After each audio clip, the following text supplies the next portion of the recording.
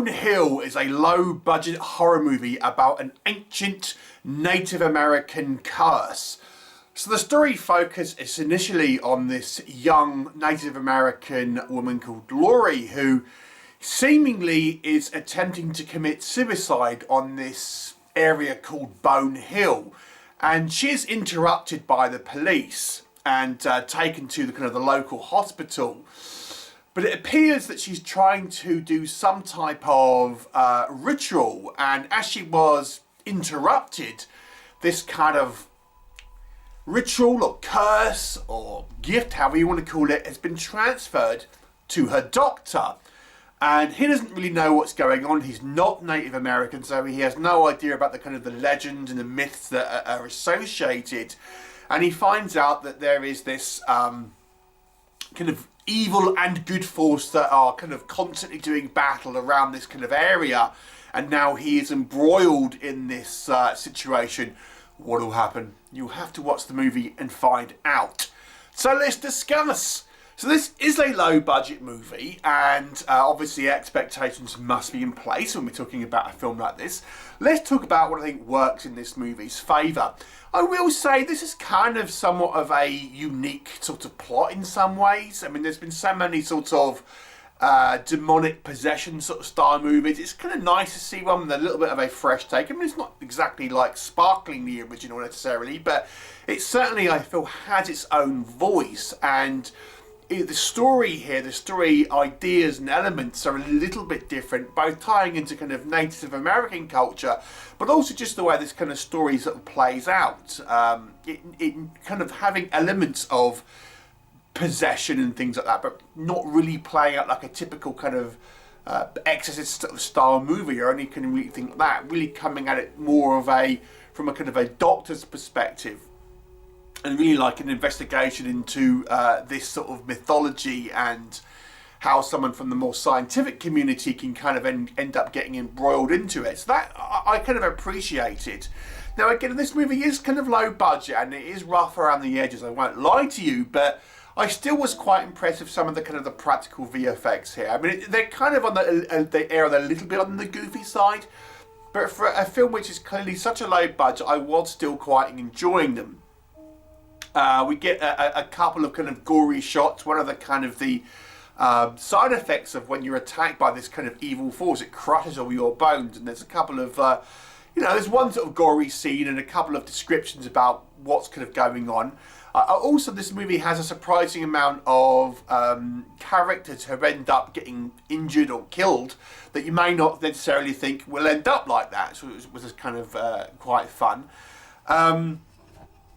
I also quite like the fact that our main character is like an older guy. He's no teenager or even young adult. It's like a middle-aged guy. And again, it has that sort of, he's a seasoned doctor and he is dealing with his own sort of trauma where his wife has previously committed suicide for unrelated reasons, and that's still haunting him. So this is why he's almost has this kinship with this young girl who he's treating, who has tried to commit suicide. So there's a lot of themes in this movie as well in regards to self-harm and the reasons for it, and forgiving if you were a fan member, forgiving yourself about what you could have done and stuff like that. The movie has these sort of not exactly dream sequences, but when it's telling you about these legends, it's all done in silhouette style. And again, it looks a little bit on the cheap, goofy side, but I still quite like the effects because it almost looks like a shadow puppet sort of scenes, and I thought they were quite effective and things like this. And the whole sort of Native American sort of spiritual sort of side of stuff, again, I think it gives an interesting dynamic. I will say I think the performances are generally somewhat mixed, to be honest with you, but our main sort of character, this doctor, I think does a pretty good performance. As you feel he's somewhat losing it, and someone from a medical profession, obviously that's not all good.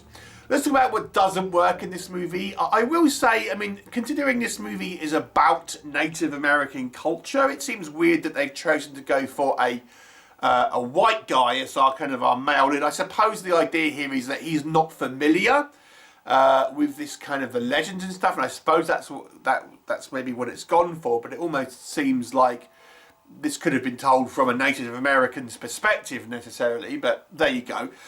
As I've mentioned as well, the movie is low budget and it is rough around the edges, and anyone who's wanting a highly polished kind of studio horror movie may not be impressed with the kind of the low budget and kind of low tech sort of stylings that this movie had, because it does feel at sometimes you know, a little bit on the kind of the cheap side, bearing even somewhat amateur at times, you might say, just on a kind of the production value. And as I've also said, I think the acting generally is mixed. Our main character, I think, actually does a lot of the heavy lifting, but some of the other kind of the smaller roles here, they're not particularly the strongest actors ever. You know, no one necessarily took me out of the film with particularly kind of bad performances or anything like that, but you know, I'll be lying if I said this is all stellar acting across the board. And although I quite enjoyed some of the VFX, again, they are on the low budget side. So this movie definitely has this sort of low budget charm, shall we call it. So there you go. I do think the movie gets a little bit bogged down in kind of the surreal and you know, what's kind of a reality, what's kind of a hallucination. Is this guy kind of going mad, or is there genuinely kind of something that's kind of going on, that sort of thing. Around the kind of the midpoint of this movie, it ends up kind of, I think, kind of spinning its wheels to some degree. Overall, I think this movie is a watchable film if you are forgiving of low budget movies, and obviously if you're watching this channel, at least some of you will be. I do think there's enough originality here to kind of make this worth a watch, and I think it has this kind of somewhat of a low budget charm to a degree, but it, as I say, it really is a movie where you have to be willing to kind of overlook some of its budgetary shortcomings here, and I do think sometimes it gets a little bit lost in its own mythology. Overall, I'm going to kind of give it a 5 out of 10, a kind of down the middle review for me here. Limited by its own restrictions, but still worth a watch if you are a fan of low budget cinema. 5 out of 10.